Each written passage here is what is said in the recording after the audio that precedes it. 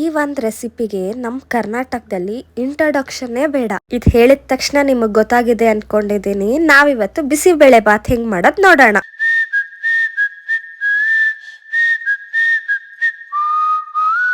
Hi hello ನಮಸ್ಕಾರ, welcome back to kitchen stories by Vasuki. Bisibele bath ಹೆಂಗ್ invent ಆಯ್ತಂತ ನಿಮಗ್ ಗೊತ್ತಿಲ್ಲ ಅಂದ್ರೆ ವಿಡಿಯೋ ಕೊನೆವರೆಗೂ ನೋಡಿ, ನಾನ್ ತಿಳಿಸ್ಕೊಡ್ತೀನಿ. ಮುಕ್ಕಾಲ್ ಪಾವ್ ಅಕ್ಕಿ ತಗೊಂಡಿದೀನಿ, ಮುಕ್ಕಾಲ್ ಪಾವ್ ತೊಗರಿ ಬೇಳೆ ತಗೊಂಡಿದೀನಿ. ಅಕ್ಕಿ ಬೇಳೆ ಎರಡು ಸಮ ಪ್ರಮಾಣದಲ್ಲಿ ಇರ್ಬೇಕು. ಅರ್ಧ ಗಂಟೆ ನೆನ್ಸಿಟ್ಕೊಂಡಿದೀನಿ. ಇವಾಗ ಕುಕ್ಕರ್ಗೆ ಅಕ್ಕಿ ಮತ್ತೆ ಬೇಳೆನ ಹಾಕೊಳ್ತಾ ಇದ್ದೀನಿ. ನಾನಿಲ್ಲಿ ಕ್ಯಾರೆಟ್, ಬೀನ್ಸ್, ಗೆಡ್ಡೆಕೋಸು ಮತ್ತೆ ಬಟಾಣಿನ ಸೇರ್ಸ್ಕೊಂಡಿದೀನಿ. ನಿಮ್ಗೆ ಬೇಕಂದ್ರೆ ಕಡಲೆಕಾಯಿ ಬೀಜನ ನೆನ್ಸ್ಕೊಂಡ್ ಹಾಕೊಳ್ಬಹುದು. ಇವಾಗ ತರಕಾರಿನೆಲ್ಲ ಕುಕ್ಕರ್ಗೆ ಸೇರಿಸ್ಕೊಳ್ಳೋಣ.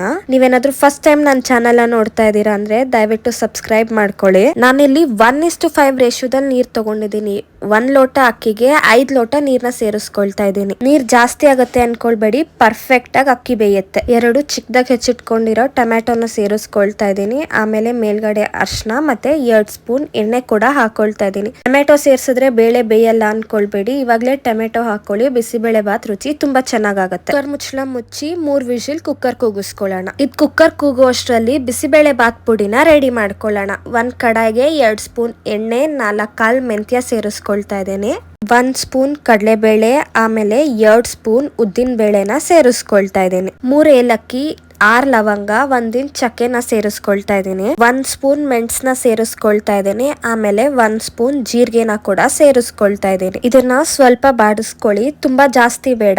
ಗೋಲ್ಡನ್ ಬ್ರೌನ್ ಆಗೋವರೆಗೂ ಇದನ್ನ ಬಾಡಿಸ್ಕೊಳ್ಳೋಣ. ಈ ಬಿಸಿಬೇಳೆ ಬಾತ್ ಪುಡಿನ ಬಳಸ್ಕೊಂಡು ಒಂದ್ಸಲ ಬಿಸಿಬೇಳೆ ಬಾತ್ ಮಾಡಿ ನೋಡಿ. ನೀವು ಅಂಗಡಿಯಿಂದ ಪುಡಿ ತಂದು ಮಾಡೋ ಬಿಸಿಬೇಳೆ ಬಾತ್ ರುಚಿಗಿಂತ ಈ ಬಿಸಿಬೇಳೆ ಬಾತ್ ರುಚಿ ತುಂಬಾ ಚೆನ್ನಾಗಾಗತ್ತೆ. ಇವಾಗ ಇದೆಲ್ಲ ಒಂದ್ ಸ್ವಲ್ಪ ಗೋಲ್ಡನ್ ಬ್ರೌನ್ ಆಗಿದೆ. 10 ಬ್ಯಾಡಗಿ ಮೆಣಸಿನ್ಕಾಯಿನ ಸೇರಿಸ್ಕೊಂಡಿದ್ದೀನಿ. ಆಮೇಲೆ ಕರ್ಬೇವಿನ ಸೊಪ್ಪನ್ನ ಹಾಕೊಂಡಿದ್ದೀನಿ. ಆಮೇಲೆ 1 ಮುಷ್ಟಿ ಧನಿಯಾನ ಸೇರಿಸ್ಕೊಂಡಿದ್ದೀನಿ. ನೀವೇನಾದ್ರು ಖಾರ ತಿಂತೀರಾ ಅಂದ್ರೆ 2 ರಿಂದ 3 ಗುಂಟೂರ್ ಮೆಣಸಿನ್ಕಾಯಿನ ಕೂಡ ಸೇರಿಸ್ಕೊಳ್ಬಹುದು. ಮೆಣಸಿನ್ಕಾಯಿ ಮತ್ತೆ ಕರ್ಬೇವಿನ ಸೊಪ್ಪು ಒಂದ್ ಸ್ವಲ್ಪ ಕ್ರಿಸ್ಪ್ ಆಗೋವರೆಗೂ ಹುರ್ಕೊಂಡ್ರೆ ಸಾಕಾಗತ್ತೆ. ನಾನಿಲ್ಲಿ ಅರ್ಧ ಹೋಳು ಕೊಬ್ಬರಿನ ತುರ್ದಿ ಸೇರಿಸ್ಕೊಳ್ತಾ ಇದ್ದೀನಿ. ಕೊಬ್ಬರಿನ ಸ್ಕಿಪ್ ಮಾಡಕ್ಕೆ ಹೋಗ್ಬೇಡಿ. ಕೊಬ್ಬರಿನ ಸ್ಕಿಪ್ ಮಾಡಿದ್ರೆ ನಮ್ ಬಿಸಿಬೇಳೆ ಬಾತ್ ಟೇಸ್ಟ್ ಹಾಳಾಗತ್ತೆ. ಕೊಬ್ಬರಿ ಸೇರ್ಸಿದ್ಮೇಲೆ 2 ನಿಮಿಷ ಹುರ್ಕೊಂಡ್ರೆ ಸಾಕಾಗತ್ತೆ. ನಾವು ಹುರಿದಿಟ್ಕೊಂಡಿರೋ ಪದಾರ್ಥ ಎಲ್ಲ ಕಂಪ್ಲೀಟ್ ಆಗಿ ತಣ್ಣಗಾಗಿದೆ. ಇವಾಗ ತಣ್ಣಕ್ಕಾದ್ಮೇಲೆ ಅದನ್ನ ಮಿಕ್ಸಿ ಜಾರ್ಗೆ ಸೇರಿಸ್ಕೊಳ್ಳೋಣ. ನೋಡಿ, ಈ ತರ ತರ್ತರಿಯಾಗಿ ರುಬ್ಬಿಟ್ಕೊಂಡಿದ್ದೀನಿ. ಪುಡಿ ರೆಡಿ ಆಗೋ ಅಷ್ಟೊತ್ತಿಗೆ ಕುಕ್ಕರ್ ಕೂಡ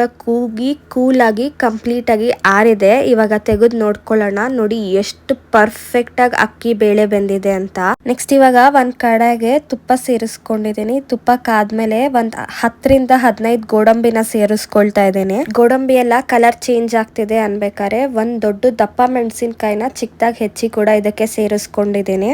ಜಾಸ್ತಿ ಏನ್ ಹುರ್ಕೊಳ್ಳೋದ್ ಬೇಡ. ದಪ್ಪ ಮೆಣಸಿನ್ಕಾಯಿ ಹಂಗೆ ಕ್ರಂಚಿ ಆಗಿರ್ಬೇಕು. 2 to 3 ಮಿನಿಟ್ಸ್ ಹುರ್ಕೊಂಡ್ರೆ ಸಾಕಾಗತ್ತೆ. ತಳ ದಪ್ಪ ಇರೋ ಪಾತ್ರೆಗೆ 4 ಸ್ಪೂನ್ ತುಪ್ಪ ಸೇರಿಸ್ಕೊಳ್ತಾ ಇದ್ದೀನಿ. ತುಪ್ಪ ಕರ್ಗದ್ಮೇಲೆ ಸಾಸಿವೆ, ಕರ್ಬೇವನ್ನ ಸೇರಿಸ್ಕೊಳ್ತಾ ಇದ್ದೀನಿ. 1 ದಪ್ಪಾಗಿ ಹೆಚ್ಚಿಟ್ಕೊಂಡಿರೋ ಟೊಮ್ಯಾಟೋನ ಸೇರಿಸ್ಕೊಳ್ತಾ ಇದ್ದೀನಿ. ಆಮೇಲೆ 1 ನಿಂಬೆ ಹಣ್ಣು ಗಾತ್ರದ ಹುಣಸೆ ಹಣ್ಣ ನೆನ್ಸಿಟ್ಕೊಂಡಿದೆ, ಅದನ್ನ ಕೂಡ ಇದಕ್ಕೆ ಸೇರಿಸ್ಕೊಳ್ತಾ ಇದ್ದೀನಿ. ಆಮೇಲೆ ನಾವು ಮಾಡಿಟ್ಕೊಂಡಿರೋ ಬಿಸಿಬೇಳೆ ಬಾತ್ ಪುಡಿನ ಕೂಡ ಇದಕ್ಕೆ ಸೇರಿಸ್ಕೊಳ್ತಾ ಇದ್ದೀನಿ. ಒಂದ್ಸಲ ಕೈ ಆಡಿಸ್ಬಿಟ್ಟು ಬಿಟ್ಬಿಡೋಣ.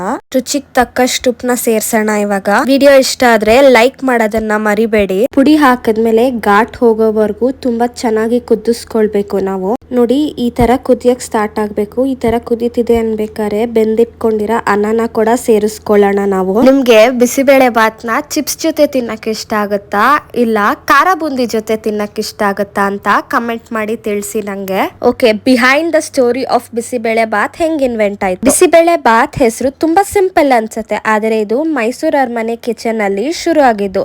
ಇದು ರಾಯಲ್ ಕಂಫರ್ಟ್ ಫುಡ್ ಅಂದ್ರೆ ತಪ್ಪಾಗಲ್ಲ. ಮೈಸೂರು ಅರಮನೆಯಿಂದ ಅಲ್ಲಿನ ಅಗ್ರಹಾರ ಜನರಿಗೆ ಈ ಡಿಶ್ ತಲುಪ್ತು. ಅಲ್ಲಿಂದ ಇಡೀ ಕರ್ನಾಟಕಕ್ಕೆ ಬಿಸಿಬೇಳೆ ಬಾತ್ ಅಂದ್ರೆ 1 ಕಂಫರ್ಟ್ ಫುಡ್ ಅಂತ ಆಯ್ತು. ಇವತ್ತು ಕರ್ನಾಟಕದ ಡಿಶ್ ಅಂದ್ರೆ ಮೊದಲು ನೆನ್ಪಿಗೆ ಬರೋದೇ ಬಿಸಿಬೇಳೆ ಬಾತ್. ನೀವು ಕೂಡ ಈ ಮಾತನ್ನ ಒಪ್ತೀರಾ ಅಲ್ವಾ? ಹುರಿದಿಟ್ಕೊಂಡಿರೋ ಗೋಡಂಬಿ ಮತ್ತೆ ಕ್ಯಾಪ್ಸಿಕಮ್ ನ ಕೂಡ ಇದಕ್ಕೆ ಸೇರಿಸ್ಕೊಳ್ತಾ ಇದೀನಿ. ತುಂಬಾ ಗಟ್ಟಿಯಾಗೂ ಮಾಡ್ಕೊಳ್ಬೇಡಿ, ತುಂಬಾ ನೀರಾಗೂ ಮಾಡ್ಕೊಳ್ಬೇಡಿ. ಹಂಗಿದ್ರೆ ಅದು ಬಿಸಿಬೇಳೆ ಬಾತ್ ಅಂತ ಅನ್ಸೋದು. ಯಾರಿಗೆಲ್ಲ ಬಿಸಿಬೇಳೆ ಬಾತ್ ಹಿಂಗ್ ಇನ್ವೆಂಟ್ ಆಯ್ತು ಅಂತ ಗೊತ್ತಿತ್ತು ಕಮೆಂಟ್ ಮಾಡಿ ತಿಳಿಸಿ. ಬಿಸಿಬೇಳೆ ಬಾತ್ ನ ಇವಾಗ 1 ತಟ್ಟೆಗೆ ಸರ್ವ್ ಮಾಡ್ಕೊ ಮಾಡ್ಕೊಳ್ಳೋಣ. ಮೇಲೆ ತುಪ್ಪ ಹಾಕೊಂಡ್ ಬಿಸಿಬೇಳೆ ಬಾತ್ ತಿನ್ನಿ, ಇನ್ನೊಂದ್ ಸ್ವಲ್ಪ ಎಕ್ಸ್ಟ್ರಾ ರುಚಿಯಾಗಿರುತ್ತೆ. ವಿಡಿಯೋ ಇಷ್ಟ ಆದ್ರೆ ಲೈಕ್ ಮಾಡಿ, ಕಮೆಂಟ್ ಮಾಡಿ ಹಾಗೂ ಸಬ್ಸ್ಕ್ರೈಬ್ ಮಾಡ್ಕೊಳ್ಳಿ.